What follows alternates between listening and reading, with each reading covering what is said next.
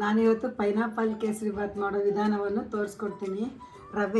ರವೆನ ನಾನು ಆಲ್ರೆಡಿ ಹುರ್ಕೊಂಡಿದ್ದೀನಿ, ಚಿರೋಟಿ ರವೆ, ಯಾಕಂದರೆ ಅದು ಬಿಸಿ ಆರಬೇಕು. ಸಕ್ಕರೆ, ಹಾಲು, ಏಲಕ್ಕಿ ಪುಡಿ ಮಾಡಿದ ಸಕ್ಕರೆ, ಗೋಡಂಬಿ, ದ್ರಾಕ್ಷಿ, ಅನಾನಸ್ಸು, ಕಲ್ಲರು, ಕೇಸರಿ ಕಲ್ಲರ್. ನಾನು ಗೋಡಂಬಿ ದ್ರಾಕ್ಷಿಯನ್ನು ತುಪ್ಪದಲ್ಲಿ ಹುರಿದುಕೊಳ್ಳುತ್ತೇನೆ. ಆಮೇಲೆ ಕೇಸರಿಬಾತು ಸ್ಟಾರ್ಟ್ ಮಾಡೋಣ.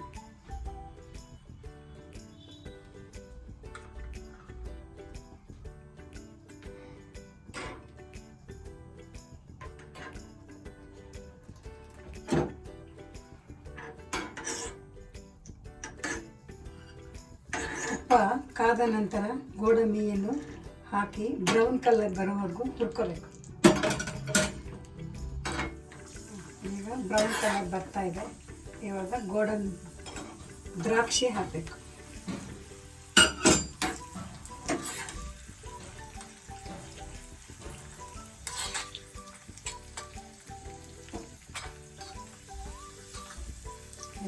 ಚೆನ್ನಾಗಿ ಬ್ರೌನ್ ಕಲರ್ ಆಗಿದೆ.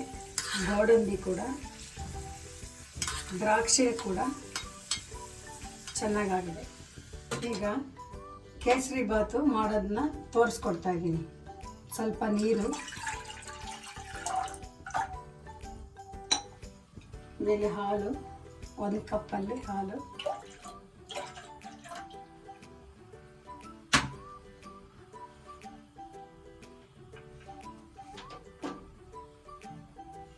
ಇದು ಚೆನ್ನಾಗಿ ಕುದಿಬೇಕು.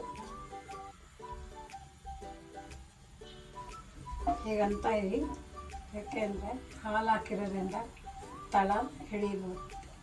ಈಗ 1-2 ಸ್ಪೂನು ಇದಕ್ಕೆ ತುಪ್ಪ ಹಾಕಬೇಕು, ಏಕೆಂದರೆ ಅದು ಹಾಲಿನ ಜೊತೆಯಲ್ಲಿ ಕುದ್ರೆ ಚೆನ್ನಾಗಾಗುತ್ತೆ ಕೇಸರಿಬಾತು. 1 ಚೂರು ಕೇಸರಿ ಕಲ್ಲರ್,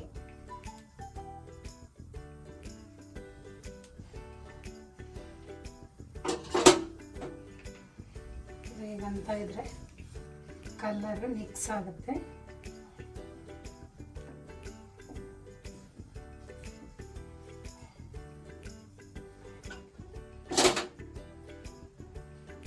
ಏಲಕ್ಕಿ ಪುಡಿ ಮಾಡಿದ ಏಲಕ್ಕಿ ಕೂಡ ಇದಕ್ಕೆ ಹಾಕಿದ್ರೆ ಚೆನ್ನಾಗಿ ಮಿಕ್ಸ್ ಆಗುತ್ತೆ.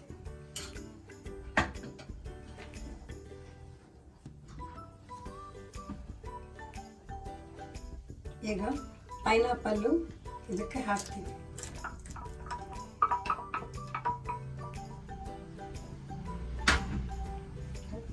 ಸ್ವಲ್ಪ ಕುದಿಬೇಕು. ರವೆಯನ್ನು ಹಾಕಿ ಚೆನ್ನಾಗಿ ಕೆದಕಬೇಕು.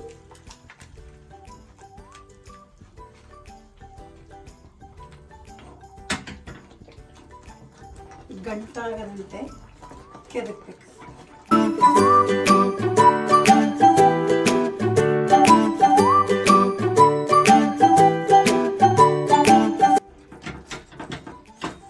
ಇನ್ನೊಂದು 2 ಸ್ಪೂನು ತುಪ್ಪ ಇದಕ್ಕೆ ಹಾಕಬೇಕು.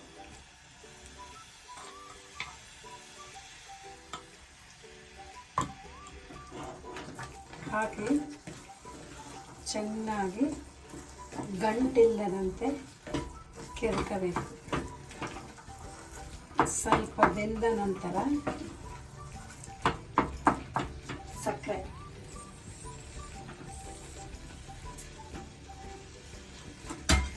ಸಕ್ಕರೆಯನ್ನು ಹಾಕಿ ಚೆನ್ನಾಗಿ ಕರಗುವಂತೆ ಕಲಸಬೇಕು. ಸಕ್ಕರೆ ಹಾಕಿದ್ಮೇಲೆ ಸ್ವಲ್ಪ ನೀರು ಬಿಟ್ಕೊಳ್ಳುತ್ತೆ, ಹೀಗೆ ಚೆನ್ನಾಗಿ ಕೆದಕಬೇಕು.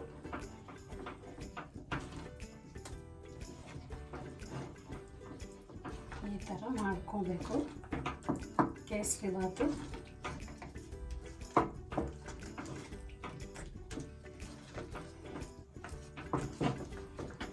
ಗಂಟಿಲ್ಲದಂತೆ ಕೆದಕಬೇಕು.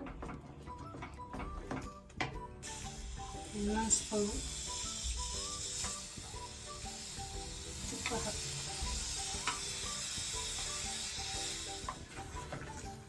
ತಳ ಹಿಡಿಯದಂತೆ ಕೆದಕಬೇಕು.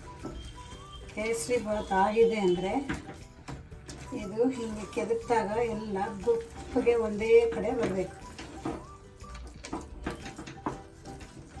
ಆವಾಗ ಕೇಸರಿ ಬಾತು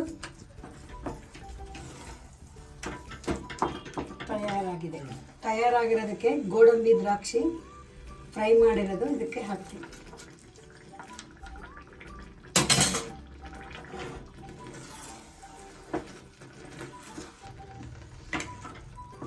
ಮೇಲೆ ಇನ್ನೂ ಒಂದು ಸ್ವಲ್ಪ ಏಲಕ್ಕಿ ಪುಡಿ ಮಾಡಿದ್ದು ಹಾಕೋಬೋದು, ಸುವಾಸನೆಯಾಗಿರುತ್ತೆ.